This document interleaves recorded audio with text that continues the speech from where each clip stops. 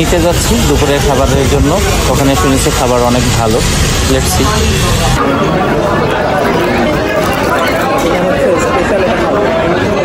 একটা ইনফরমেশন নিতে ফোন দিছি। এটা কেজি কত করে? কেজি 1200 করে।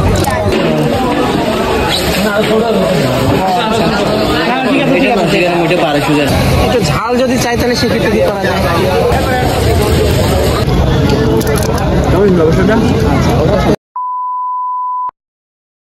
আসসালামু আলাইকুম। জুমার নামাজ শেষ করে রুমে যাই, তো ওখানে গিয়ে দেখলাম যে প্রায় 2:30 বাজে। তো এখন আমরা লাঞ্চ করার জন্য বের হলাম। তো এখন আমরা যাব হোটেল আলগনিতে। নিতে যাচ্ছি দুপুরের খাবারের জন্য। ওখানে শুনেছি খাবার অনেক ভালো। Let's see. খালো খুব সুন্দর করে একটা ইন্ট্রো দিয়ে দিল। তো আমরা চলে আসছি আলগনিতে।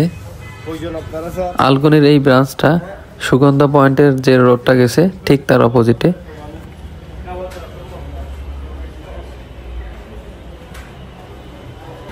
আলগনিতে গিয়ে দেখি খুব লম্বা সিরিয়াল। তো আমরা সবাই ওয়েট করতেছিলাম।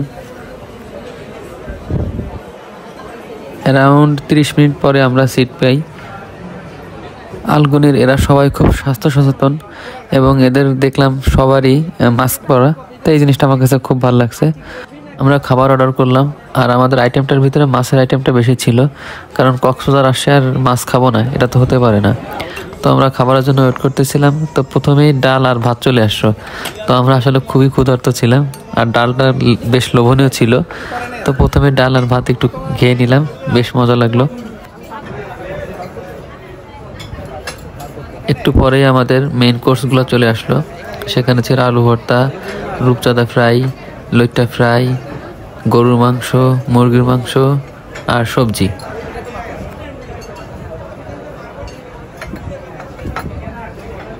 রূপচাঁদা মাছটা খুব সুন্দর করে ফ্রাই করা ছিল, খেতে খুব মজা লাগছে, মানে খুব ক্রিস্পিও ছিল খুব।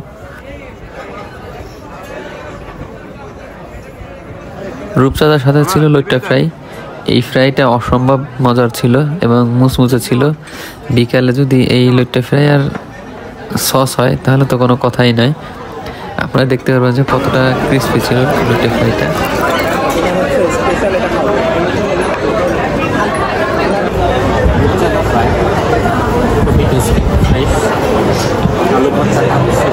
বাট লইট্টাটা অসাম।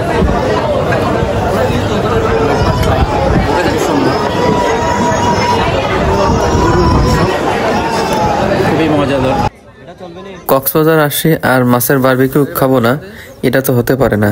তাই সন্ধ্যার দিকে চলে গেলাম সুগন্ধা পয়েন্টের ওখানটাতে। তো প্রথমে দামাদামি করে দেখলাম, তো মাছের যে অবস্থা এবং দাম অনেক বেশি। রান্না তোমাদের?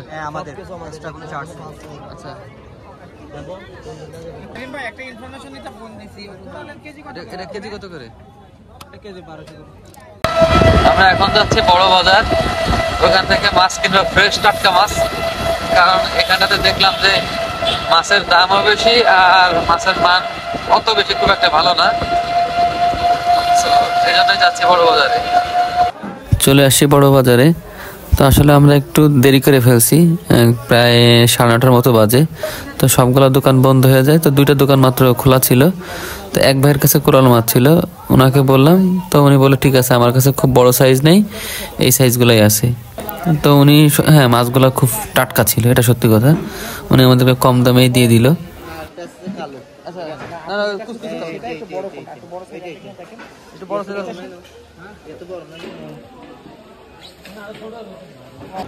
ওখান থেকে মাছ কিনে চলে আসে আবার সুগন্ধা পয়েন্টে। এখানে এসে লবস্টার আর হলো কাঁকড়া কিনলাম। আর এখানে যারা বিক্রি করে তাদের সাথে একটু কন্ট্যাক্ট করে হয়তো 300 টাকা মতো দিয়েছিলাম মাছ, কাঁকড়া আর লবস্টার। তো ওনারা কয়লাই পোড়াইতে বলছি, তো ওনারা ঠিক ওইভাবে পোড়ায়।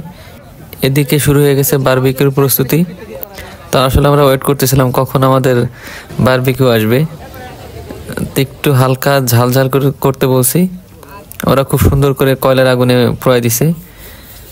এই যে আমরা খাওয়া শুরু করছি আসার পরপরই। কিন্তু মাছটা ভালো ছিল, বাট লবস্টারটা খুব বেশি করে ভালো করতে পারেনি। মানে ওটা 10-এ 4 কি 5 দিবে এরকম। বাট হ্যাঁ, মাছটা সুন্দর করছে। এভাবেই শেষ হলো কক্সবাজারের প্রথম দিনটি। নেক্সট ভিডিওতে দেখা হবে ইনশাআল্লাহ। আল্লাহ হাফিজ।